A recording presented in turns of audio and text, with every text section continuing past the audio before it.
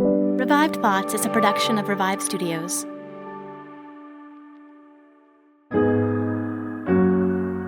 This is Troy and Joel, and you are listening to Revive Thoughts.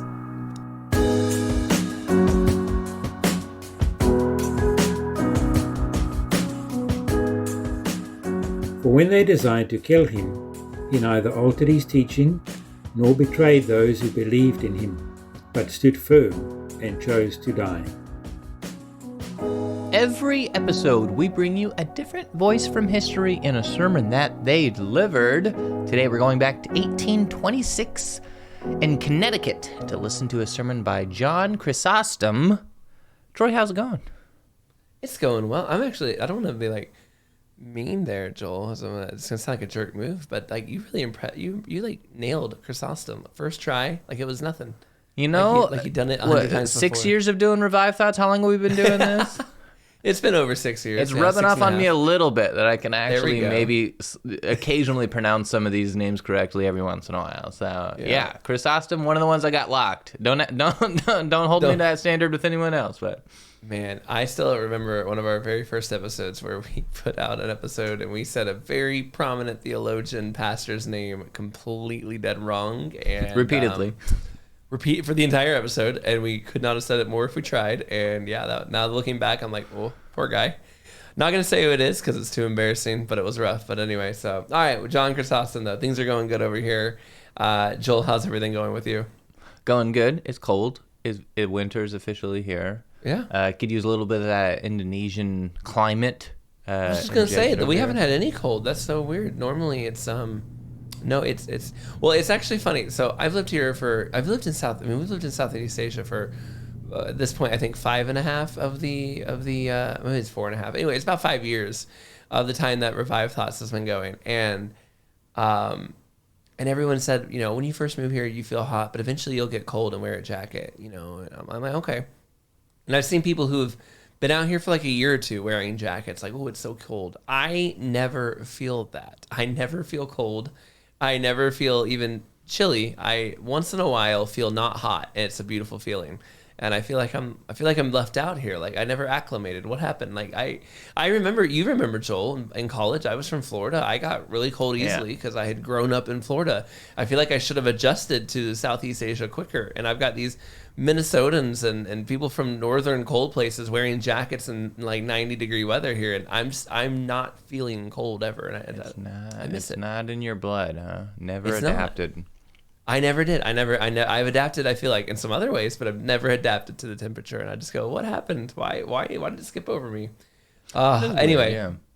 And I'm sure I'm doing something wrong. I'm sure if they looked at me, they'd be like, oh, it's pretty obvious you're doing X, Y, or Z. But I don't want to hear their corrections. I just want to complain. So. Have you Googled it? Have you Googled how to... You know, Joel, I actually have Googled and spent time looking at how to acclimate to weather. Yeah. And I am convinced that nobody fully knows how to do it, because you get everything from like your blood is thicker or thinner, which I think can be true, but all the scientists say that's not true. And I'm like, okay, I don't know. To like, you have to wear a burqa on hot days, and then eventually you'll start convincing yourself hot is cold. And I'm like, that sounds hot to do. Mm-hmm. Like, if I'm already hot, why would I wear a jacket and make myself hotter? I don't know. So it's a science. I'm sure there's ways to do it. It's kind of like, how do you beat jet lag, or how do you get rid of the hiccups? Mm-hmm. Everybody has their own method, and it's questionable if it really works, but it seems to work for them. That's true. It's right. A field rife for made-up conspiracies. It's if you're like, man, it seems like every field has there's somebody already got a Sunrock seller in there. You could be the first to tackle the weather acclimation people. You might not have that many customers because how many people are moving to Indonesia? But you know what? I mean, people switch states. New Yorkers move to Florida. They need some weather acclimations, and that's where you can get in there and sell them your whatever it is you sell, essential oil or something. Well, essential oil is not a... Oh boy, that might offend people. But anyway, it's you know what I'm saying, that thing. Troy, we got some Spotify recap. We do got some recaps. So I like Spotify Wrap. They do this thing every year where people will, I'm not going to explain Spotify Wrap. You've seen it around. You understand. And they do it for podcasts as well. And Tim said, hey, Revive Thoughts, you got my top spot. We were in this guy, Tim, top 2% listener with 1,520 minutes of listening in the last year. And I got to say, Tim, fantastic. But can we go higher? Can we do even bigger? That's pretty good. Have we tallied up how many minutes we have? That might be all of the episode. I didn't do the math, so I apologize. I came unprepared. It seems it can't be all of the. It's got to be like 30 something. It's got to be about every episode this year, though. I think it's got to be a lot of them. But I looked at this and I was like, Tim, you're in the top 2%. What is it like? Not that that's not impressive. You're beating 98% of listeners on Spotify. We don't know what the people on Apple or other Podcast Addict or whatever are doing. But what does it take to get a top 1%? How do you top 1,000 minutes plus of listening? I'm curious. But thank you, Tim, for listening. And to all the other people out there who have Spotify Wrapped, if you have one mentioning us, please tag us. I will try to read them on future episodes. I think they're pretty fun. It's fun to see how much you are out there listening. And I like, even if you're not, it's okay. Even if you're not top 2%, if you're like if you're the lower tier, if you're still getting a Spotify Wrapped and we show up, it's okay. We want to hear from you. Some more things from Spotify Wrapped, by the way. We were considered a 2025 marathon show because it was something like 98% of like listeners listened for an hour, like, and it was kind of hard to see, but basically it was like you listened to this podcast for a long time, so that was kind of nice. Thank you, Spotify people. You're listening all the way through to the end. We appreciate that. 2025 talked about show. We were in the top 97%. That sounds like we're in the like. That sounds like we made 3%. We're in the top 3% of 2025 talked about shows. We got the 97% rankings, if that makes sense.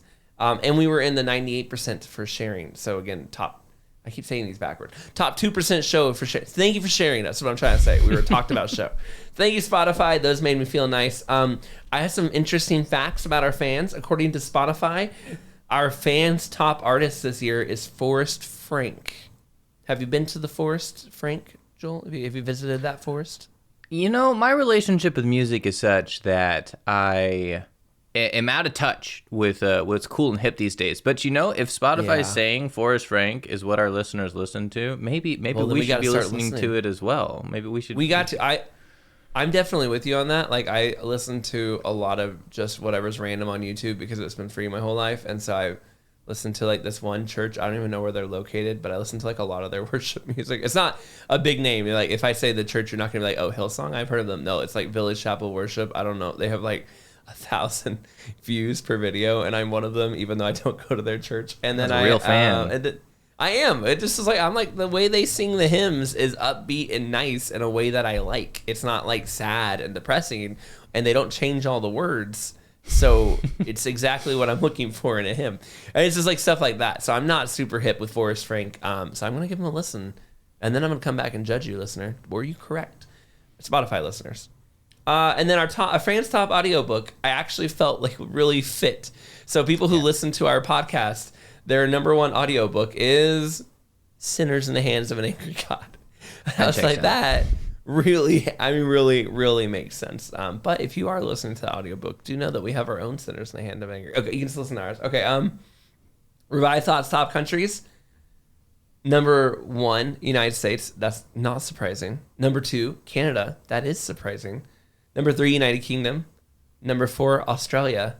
And number 5, South Africa. And I noticed, and you probably picked up on this too, places where they speak English is where our listeners tend to be. We are a number 1 show for 168 fans. Thank you, fans. We are a top 5 show for 815 of you. A top 10 show for 1.3 thousand of you. So keep it up, but we can do even better next year. We can listen even harder. Listening time is 300. So if you add up all of our listeners on Spotify listening time, it ended up being that they listened to our show. It was something like 400,000 minutes, which translates to 313 days of straight listening if one person just listened to it, or the equivalent of 10 months of listening, which is kind of incredible. Way to go, everybody. Keep listening. I think that's probably why we get considered a marathon show. So good job, guys. People like Tim putting in their 1,500 minutes are how we do it. 85 countries reached just on Spotify, and 20% of our listeners binged 2 episodes a day, so that when they listen to Revive Thoughts, they would knock out 2 of them. I imagine, based on the way I did podcasts, that you're like listening to it on the way to work and then listening onto the way back, or something like that, maybe. Or maybe, a really long workout, but I don't imagine that. Yeah, 20% kind of surprised me on that. 20% of people listen to more than one episode in a day. It's nice. So there must be some activity or something that people are doing. What? Okay, so the only area. Sorry. Oh yeah. Sorry, I was gonna say the only area where our Spotify listeners let me down is where we failed, guys.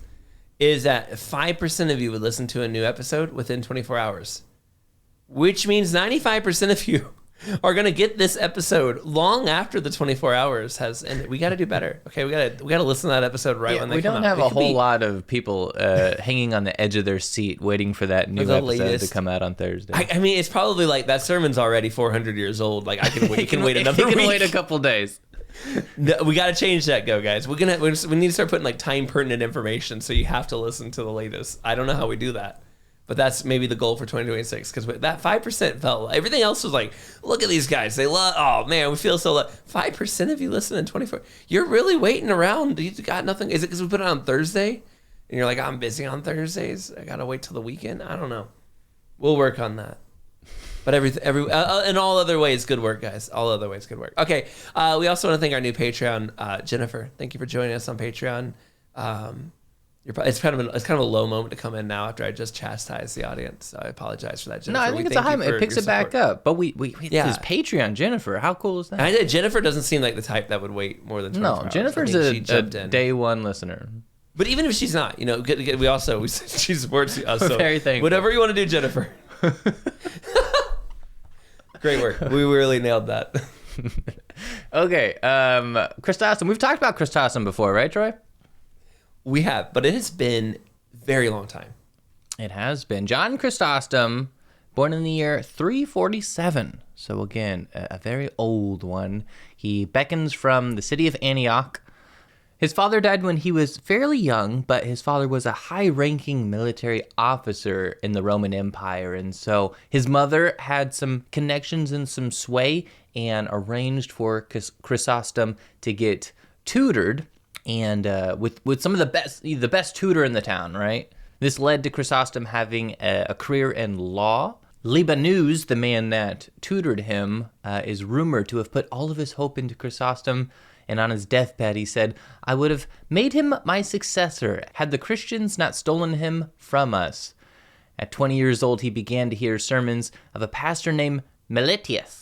And that changed his life forever. I love that quote. "I would have made him my successor had the Christians not stolen him from us." What a great reputation. I feel like that's... Right? I want people to say that of me. Like, oh man, I would have made him president if he wasn't such a devout Christian over there. If the Christians hadn't stolen that one from us. Yeah. What a great line. He had gone back and forth kind of earlier in his life about where his faith would be, but he really converted earnestly to Christ in this time period.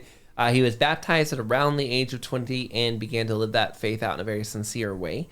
He went on to study under Diodorus of Tarsus. I don't know if I nailed that name right. And also, I'm kind of surprised I haven't picked on this guy to be like we haven't got a sermon by him. Might have to go look up and see if he has any sermons, because he seems like a really cool guy. He helped start one of the major schools of Bible training at the time in the Roman Empire. The other one was in Alexandria. It seemed to have been started by Athanasius, a pretty big name. Diodorus is not as big a name, but the school of Antioch ended up being very important.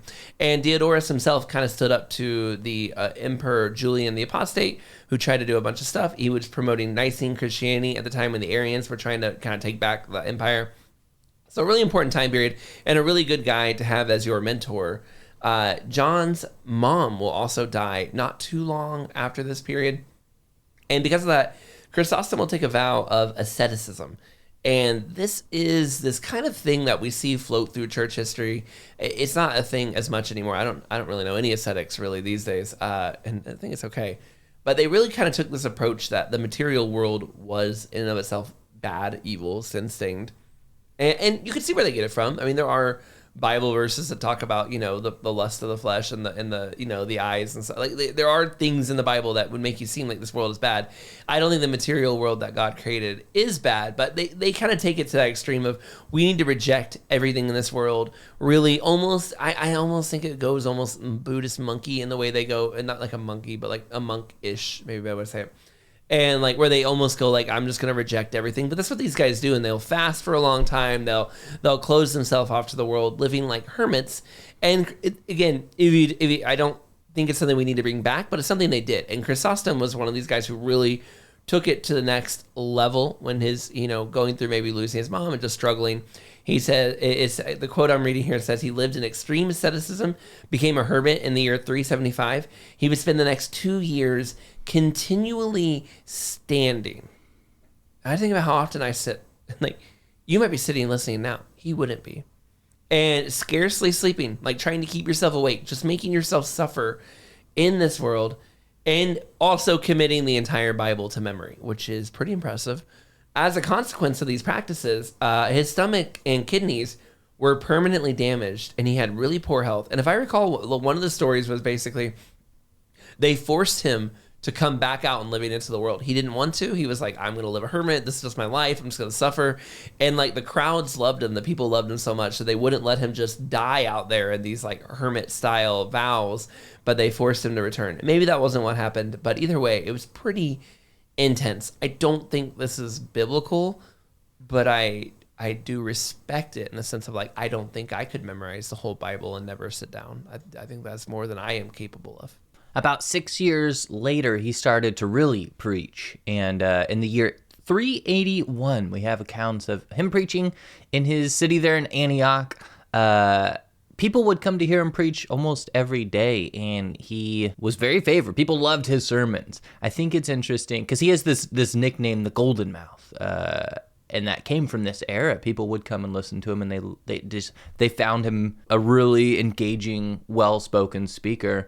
And I find it interesting that 2000 for all of human, there's been people that have been gifted with like just being a good speaker. Like there's some, because you've heard them, you've gone and hear someone speak, and it just captures your attention, and you're just engaged with what they're saying the whole time. And I don't have that gift, but there's just people that are blessed and gifted in that way. Chrysostom seems to be one of those people, by the way people talk about him. At the time, it was common to make the Bible full of allegories, but Chrysostom had a more straightforward way of teaching. Here's an excerpt here. He says, quote, "Do you wish to honor the body of Christ? Do not ignore him when he is naked. Do not pay him homage in the temple clad in silk, only then to neglect him outside where he is cold and ill-clad. He who said, 'This is my body,' is the same who said, 'You saw me hungry, and you gave me no food, and whatever you did to the least of my brothers, you did also to me.' What good is it if the Eucharist table is overloaded with golden chalices when your brother is dying of hunger? Start by satisfying his hunger, and then with what is left you may adorn the altar as well." The church had become wealthy in this era. I feel like the first 400 years of church history is it's quite the roller coaster. There's a lot of turbulence and a lot of wondering if the church is going to make it out. But this is kind of a good era for the church here in Rome, where it's thriving and being successful, and it is becoming wealthy. And this was one of the areas that Chrysostom was targeting and attacking. And when you're calling out sin, you get a little bit of snapback. You get a little bit of your list of haters, right? And so Chrysostom definitely had his people that supported his way of thinking and people that didn't. And also, it was just kind of paired with this straightforward way of preaching that was a bit unique as well, and made him stick out. Yeah, I kind of can't help but think, what else would you expect from the guy that spent 2 years standing and starving himself and memorizing the Bible? Yeah. Like you can't be surprised when you make that guy, your preacher, that he's kind of like, hey, stop having giant feasts. Like what? That can't have been a huge shock to you, right? Like if you have a former Marine become your pastor, it's possible he'll be all about peace, but you also can't be like that surprised if he's, if he likes soldier sermons, or I don't know. It's a really stupid analogy, but you get the idea here. Like it can't have been shocking that he was about that and not about the feast and wealth. So I don't know. That just seemed like a dumb for them to be surprised by that.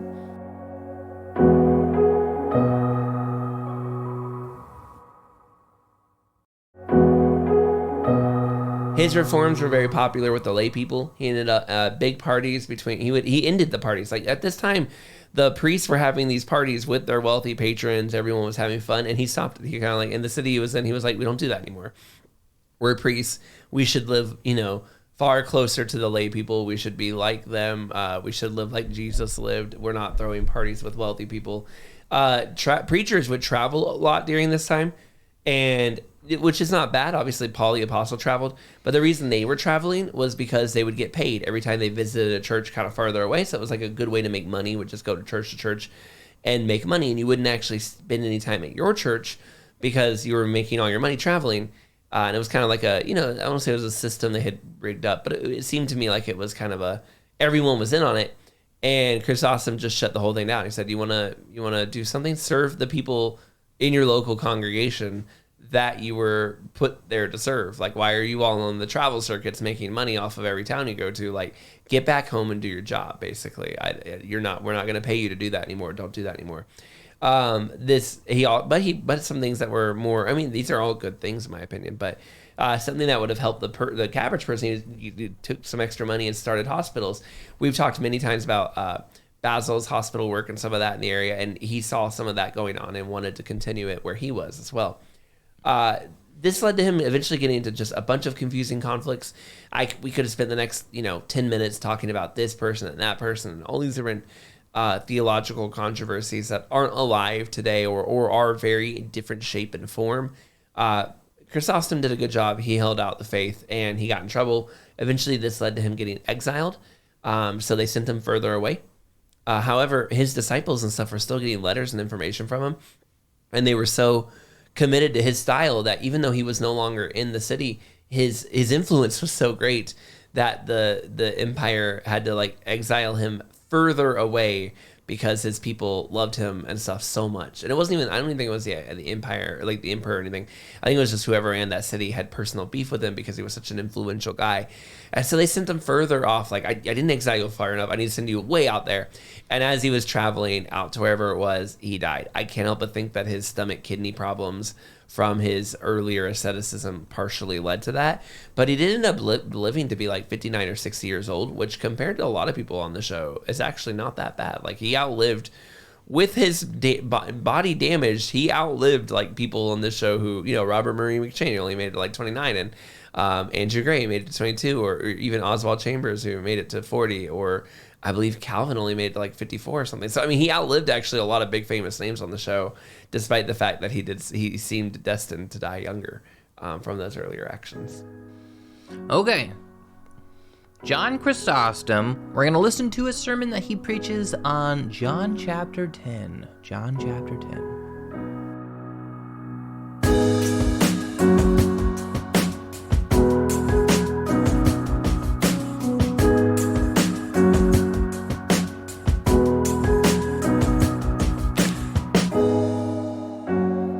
I am the good shepherd, and know my sheep, and am known of mine. As the Father knows me, even so know I the Father, and I lay down my life for the sheep. John 10:14-15. It is a great matter, beloved, a great matter to preside over a church, a matter needing wisdom and courage as great as that of which Christ speaks, that a man should lay down his life for the sheep, and never leave them deserted or naked, that he should stand against the wolf nobly. For in this the shepherd differs from the hired hand. The one always looks to his own safety, caring not for the sheep. The other always seeks that of the sheep, neglecting his own safety. Having then mentioned the marks of a shepherd, Christ has put before us two kinds of plunderers. One, the thief who kills and steals. The other, one who does not do these things, but when they are done, does not care or try to stop them. By the first, pointing to Theudas, that false Christ and rebel, and those like him. From the second, exposing the teachers of the Jews, who neither cared for nor thought about the sheep entrusted to them. On account of which Ezekiel of old rebuked them and said, Woe, you shepherds of Israel! Do the shepherds feed themselves?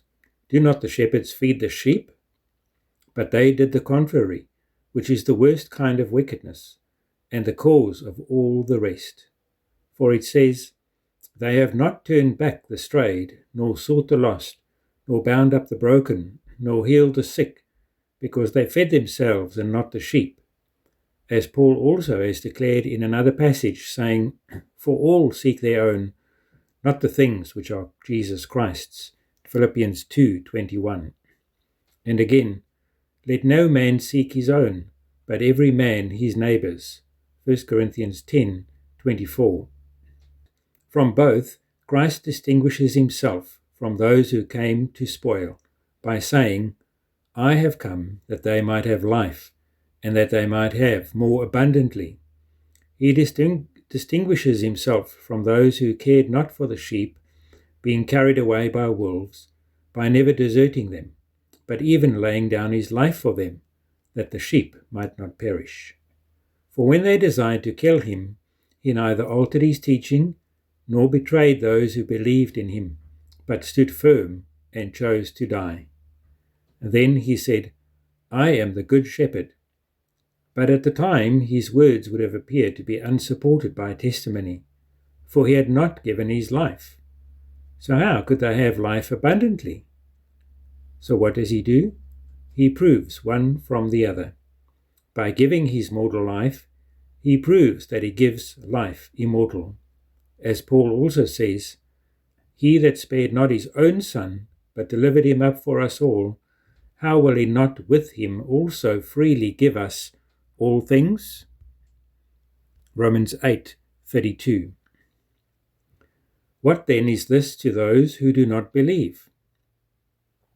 Hear what he adds, And I know my sheep, and am known of mine.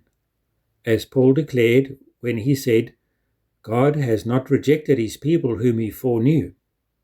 The Lord knew those that were his, I mean, whom he foreknew. Then, that you may not deem the measure of knowledge equal, hear how he sets the matter right by adding, I know my sheep, and am known of mine. But the knowledge is not equal. Where is it equal? In the case of the Father and me, that is Christ. For there, as the Father knows me, even so do I know the Father. Why should he have added that expression if he had not wished to prove this? Because he often positioned himself among regular men. Therefore, unless anyone should deem that he knew only as a man knows, he said, As the Father knows me, even so know I the Father. I know him as precisely as he knows me. When he said, No man knows the Son save the Father, nor the Father save the Son, he was speaking of a distinct kind of knowledge, and a type no other can possess. 2. I lay down my life. This he says continually, to show that he is no deceiver. So also the apostle, when he desired to show that he was a genuine teacher and was arguing against the false apostles, established his authority by his dangers and deaths, saying, Far more imprisonments, with countless beatings, and often near death. For to say, I am light, and I am life, seemed to the foolish to be a matter of pride. But to say, I am willing to die, no one accuses any of doing that out of malice or envy. In this moment he seasonably introduces a mention of the Gentiles. For other sheep also I have, which are not of this fold, but them also must I bring. John 10:16. Look again. The word must here used does not express necessity, but is declaratory of something which will undoubtedly come to pass, as though he had said, Why do you marvel if these will follow me, and if my sheep will hear my voice? When you will see others also following me and hearing my voice, then you will be even more astonished. And do not be confounded when you listen to him say, those which are not of this fold. For the difference relates to the law only, as Paul also says, neither circumcision avails anything, nor uncircumcision. I must also bring them. He shows that both Gentiles and Jews were scattered and mixed, and without shepherds, because the good shepherd had not yet come. Then he proclaims beforehand their future union, that they will be one fold, which is the same thing Paul also declared, saying, Therefore does my Father love me, because I lay down my life, that I may take it again. What then? Tell me, was he not beloved during the time before this? Did the Father now begin to love him, and were the causes of his love? Do you see now how he used condescension to make himself understood? But what does he here desire to prove? Because they said that he was alien from the Father and a deceiver, and had come to ruin and destroy. He tells them, This, if nothing else, would persuade me to love you, namely, your being so beloved by the Father, that I also am beloved by him, because I die for you. Besides this, he also desires to prove that other point, that he came not to the action unwillingly, for if unwillingly, how could what was done cause love? And that this was especially known to the Father. I lay down my life, that I may take it up again. No man takes it from me, but I lay it down of myself. I have power to lay it down, and I have power to take it again.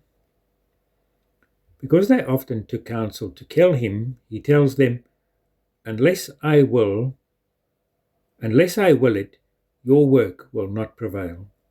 And by the first he proves the second, by the death, and then the resurrection. For this is the strange and wonderful thing, since both took place in a new way and beyond what anyone could imagine. But let us listen to exactly what he says. I have the power to lay down my life. And who does not have the power to lay down his own life? Since it is the power of anyone to kill himself. But he says it differently than that. But how? I have in such a way the power to lay it down, that no one can cause this death against my will. And this is a power not belonging to men, for we have no power to lay it down in any other way than by killing ourselves. And if we fall into the hands of men who plot against us and have the power to kill us, we are no longer free to lay it down or not, but even against our own will they take it from us. Now this was not the case with Christ, but even when others plotted against him, he had power not to lay it down. Having therefore said that no man takes it from me, he adds, I have power to lay down my life. That is, I alone can decide as to laying it down. This power does not rest with us, since many others are also able to take it from us.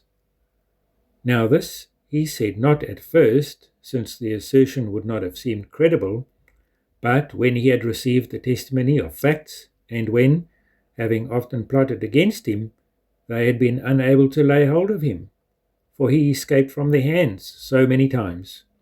He then says, No man takes it from me. But if this is true, then the next point follows, that he came to death voluntarily. And if this is true, the next point is also certain. He can retake it when he wills. For if the dying was a greater thing that man could do, then we do not doubt him retaking it. The fact that he alone was able to let go of his life shows that he was able by the same power to retake it. Do you see how from the first he proved the second, and from his death showed that his resurrection was indisputable? This commandment I have received from my Father. What commandment was this? To die for the world. But before, when he said, Therefore does my Father love me, he shows that the first motion was voluntary and removed all suspicion of resistance to the Father. So here, when he says that he received a commandment from the Father, he declared nothing except that this which I do seems good to him, so that when they should slay him, they might not think that they had slain him as one deserted and given up by the Father, nor shame him with such reproaches as they did. Such as he saved others, but he cannot save himself. And if you are the Son of God, come down from the cross, Matthew 27:42. Yet the very reason of his not coming down was that he was the Son of God. He also tells us the reason why he does this. And what is that? That he is the shepherd and the good shepherd. Now the good shepherd needs no one to force him to his duty. And if this be the case with man, then how much more it so with God? When Paul said that he emptied himself, Philippians 2 verse 7. So the commandment put here means nothing else but to show his unity with the Father. There was a division then among the Jews, and some said, He has a devil and is mad. Others said, These are not the words of him that has a devil. Can a devil open the eyes of the blind? John 10:21. For because his words were greater than what belongs to man, and not of common use, they said that he had a devil, calling him so now for the fourth time. For they before had said, You have a devil. Who seeks to kill you? John 7:20. And again they said, Are we not right in saying that you are a Samaritan and have a demon? John 8:48. And here, he has a devil and is mad. Why do you listen to him? We should probably say that he heard this not for the fourth time, but probably even more frequently. For to ask, Didn't we say correctly that you have a devil? Is a sign that they had said so not twice or thrice, but many times. Others said, These are not the words of him that has a devil. Can a devil open the eyes of the blind? For since they could not silence their opponents by words, they now brought proof from his works. Certainly neither are the words of those one that has a devil. Yet if the words do not persuade you, won't you be ashamed by the works? For if they are not the acts of one that has a devil and are greater than belong to man, it is quite clear that they proceed from some divine power. Do you see the argument? That they were greater than what belonged to man is plain. From the Jews saying, He has a devil. That he had not a devil, he showed by what he did. What then did Christ do? He answered nothing to these things. Before this he had replied, I have not a devil. But not so this time. For since he had proven by his actions, he afterwards held his peace. For they were unworthy of the answer, those who said that he was possessed by a devil, on account of the very actions for which they should have admired and deemed him to be God. And how were any further refutations from him needed, when they opposed and refuted each other?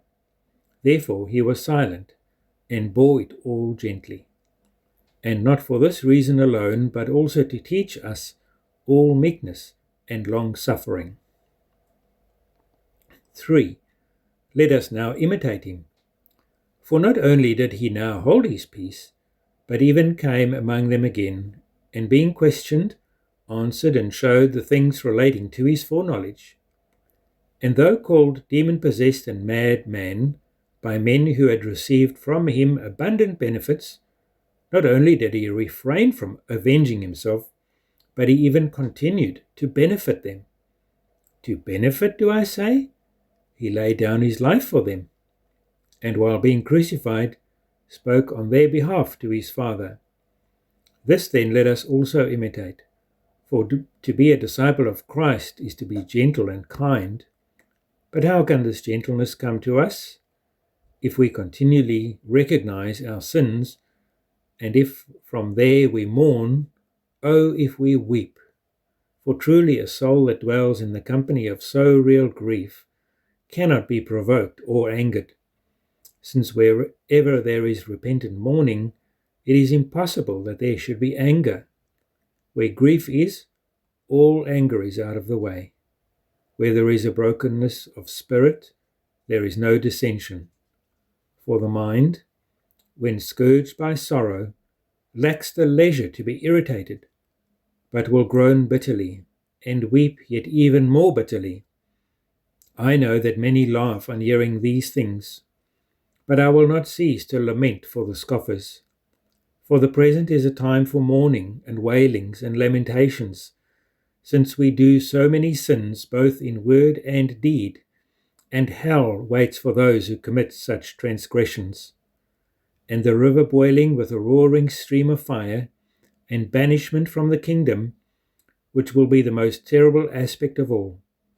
When these things are threatened, tell me, do you laugh and hold yourselves so proudly? And when your Lord is angered and threatening, do you just stand there carelessly? Or shouldn't you be afraid, since by this apathy you light your own furnace into a blaze? Don't you hear what he cries out every day? You saw me hungry and gave me no meat, thirsty, and you gave me no drink. Matthew 25:35. You will depart into the fire prepared for the devil and his angels, and these things he threatens every day. But, says someone, I did give him meat. When, and for how many days? 10 or 20? But he wills it not merely for so much time as this, but for as much time as you spend upon earth. For the virgins also had oil, yet not enough for their salvation. They too lit their lamps, yet they were shut out from the bride chamber, and with reason, since the lamps had gone out before the coming of the bridegroom. On this account, we need much oil and abundant loving kindness. Hear at least what the prophet says. Have mercy upon me, O God, according to your great mercy. Psalm 51, verse 1. We therefore must take pity upon our neighbour, according to his great mercy toward us. For such as we are towards our fellow servants, such we will find our Lord towards ourselves. And what kind of mercy is great?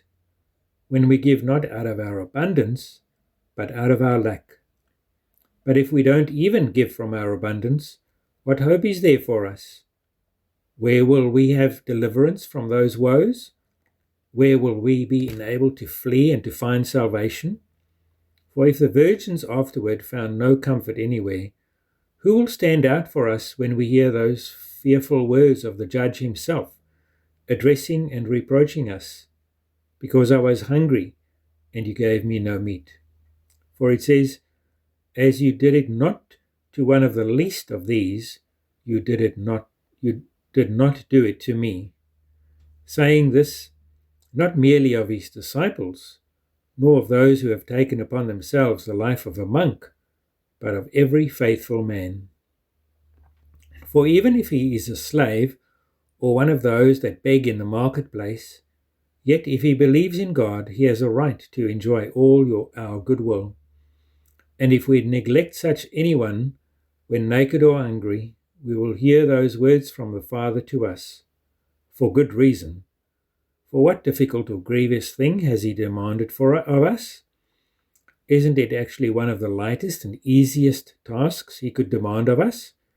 He does not say, I was sick and you healed me, but just that I was sick and you did not visit me. He does not say, I was in prison and you broke me out, but that I was in prison and you visited me. In proportion, since the commands are easy, so is the punishment greater to those who disobey. For what is easier, tell me, than to walk out and enter into a prison? And what more pleasant? For when you see some bound, others covered with filth, others with uncut hair and clothed in rags, others perishing with hunger and running like dogs to your feet, others with deep hungry sides, others now returning in chains from the marketplace, who beg all day and do not collect even necessary food, and yet at evening are required by those set over them to give up their funds. Although you are like any stone, you will certainly be rendered kinder by visiting with them. Though you live a soft and pleasurable life, you will certainly become wiser when you observe the nature of human affairs in other men's misfortunes. For you will surely gain an idea of that fearful day and a better understanding of the future punishment. Dwelling on and considering these things, you will certainly cast out both wrath and pleasure and the love of worldly things, and will make your soul more calm than the most peaceful harbour. And you will reason about the judgment seat, reflecting that if among men there is so much forethought and order and terror and threatenings, much more then will there be with God. For there is no power but from God. Romans 13:1. He therefore who permits rulers to order these things so will much more do the same himself. 4. And certainly, when there is no fear, all should be lost, because even with such punishments hanging over them, there are still so many who go over to the side of wickedness. These things, if you wisely observe them, will be more ready-minded towards doing good works, and you will reap much pleasure, far greater than those who come down from the local theatre or party to entertain themselves. For when they leave these dens of pleasure, they are inflamed and burn with desire. Having seen those women hovering on the stage, and received from them 10,000 wounds, they will be in no better condition than a boat tossing in a stormy sea, when the image of the faces, the gestures, the speeches, the walk, and all the rest stand before their eyes and besiege their soul. But they who come out from a prison will suffer nothing of this kind of distraction, but will enjoy great calm and tranquillity. For the sobriety arising from the sight of the prisoners quenches all that fire. And if a woman who is a harlot and a prostitute meets a man coming out from among the prisoners, she will work on him no mischief, for he will not be taken by the nets of her looks, because instead of that pleasurable face there will be placed before his eyes the fear of the judgment day. On this account, the man who had experienced every kind of luxury said, "It is better to go into the house of mourning than into the house of fun." Ecclesiastes 7 verse 2. And so here you will show great wisdom, and there you will hear those words which are worth 10,000 blessings. Let us then not neglect such a practice and occupation. For although we be not able to bring them food, nor to help them by giving money, yet we will be able to comfort them by our words and raise up the drooping spirit, and to help them in many other ways by conversing with those who cast them into prison. Maybe by visiting we can make their keepers kinder, and we certainly will effect either small or perhaps even a great good. But if you say that the men there are neither men of condition, nor good, nor gentle, but manslayers, tomb breakers, thieves, adulterers, angry and full of many wickednesses, by this again you show to me a pressing reason for spending time there. We are not commanded to take pity on the good and to punish the evil, but to manifest loving kindness to all men. Be, the word says, be like my Father which is in heaven. For he makes his sun to rise on the evil and on the good, and sends rain on the just and on the unjust. Do not then accuse other men's faults bitterly, nor be a severe judge, but mild and merciful. For we also, if we have not been adulterers or tomb breakers or thieves, yet we have other transgressions which deserve infinite punishment. Perhaps we have called our brother fool, which prepares us for the pit of hell. Perhaps we have looked on women with eyes of lust, which constitutes absolute adultery.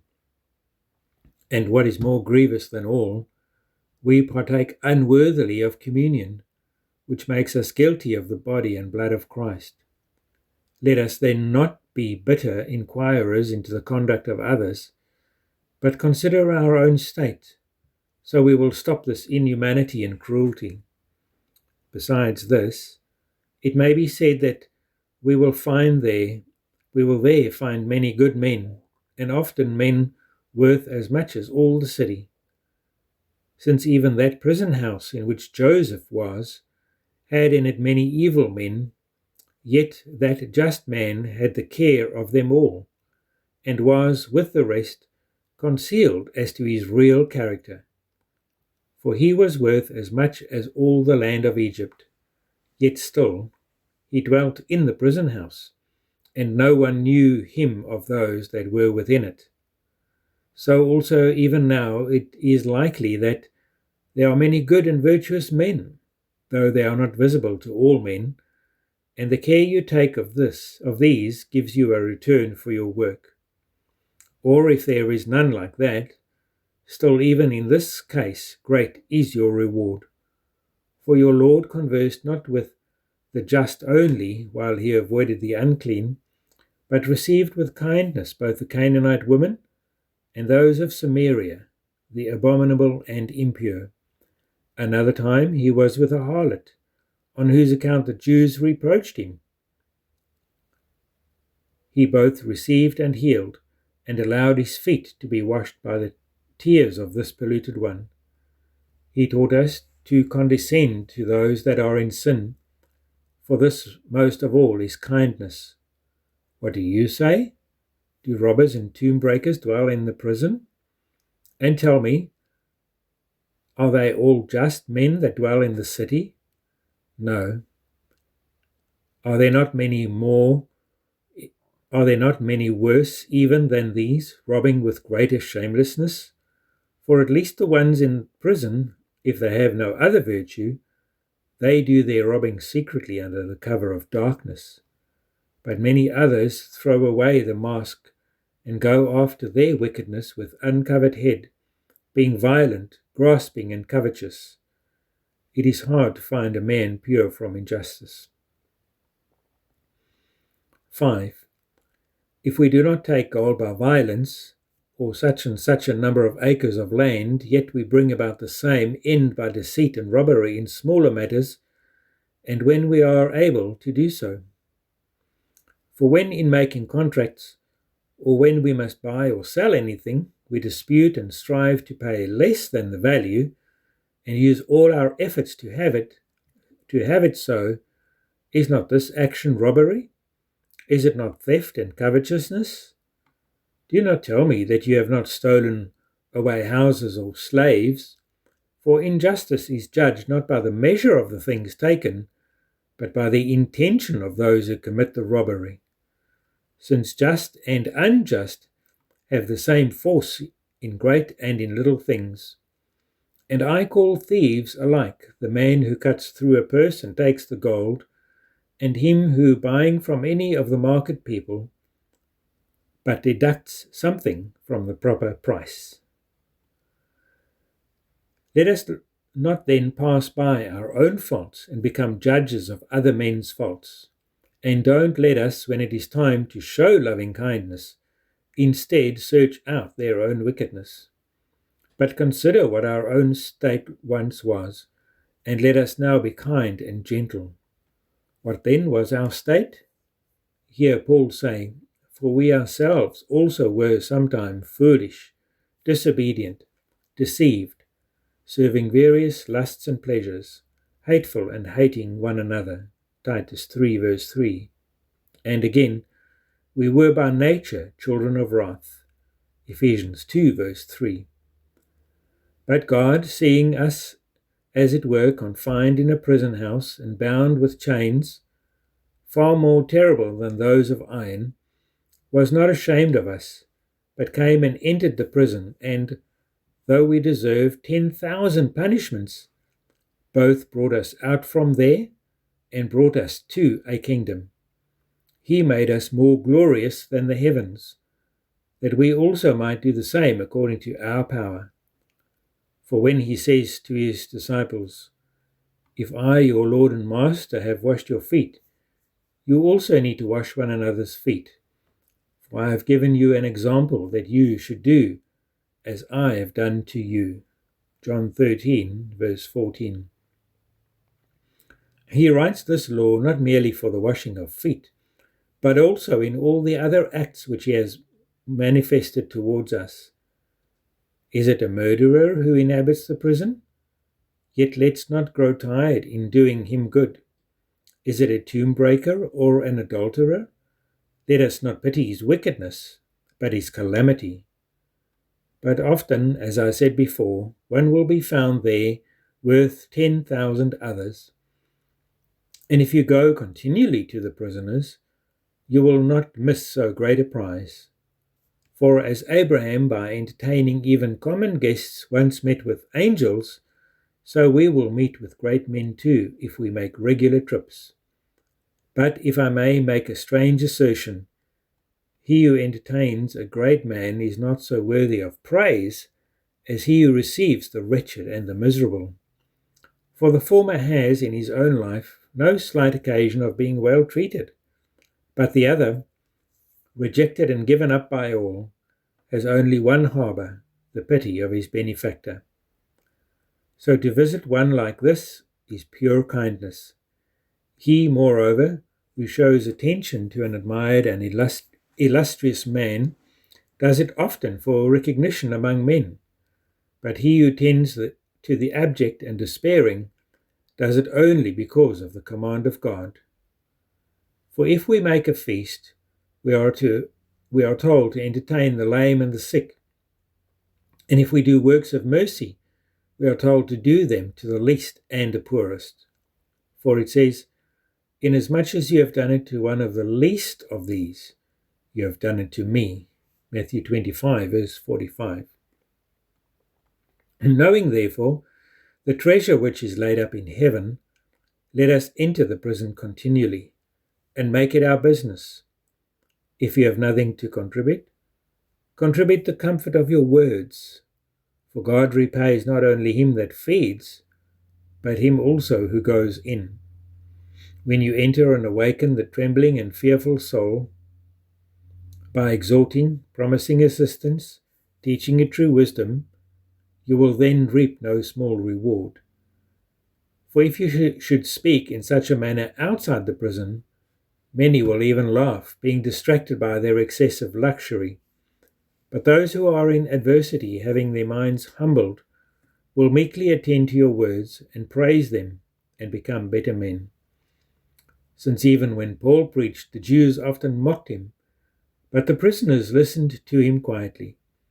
For nothing renders the soul so fit for heavenly wisdom as calamity and temptation and the pressure of affliction.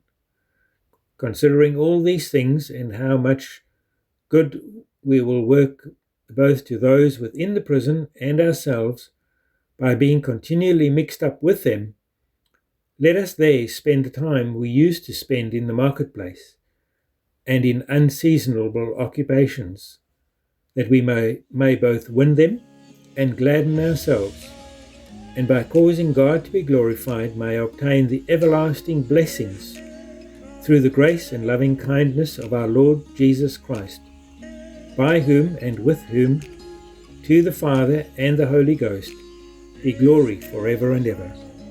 Amen.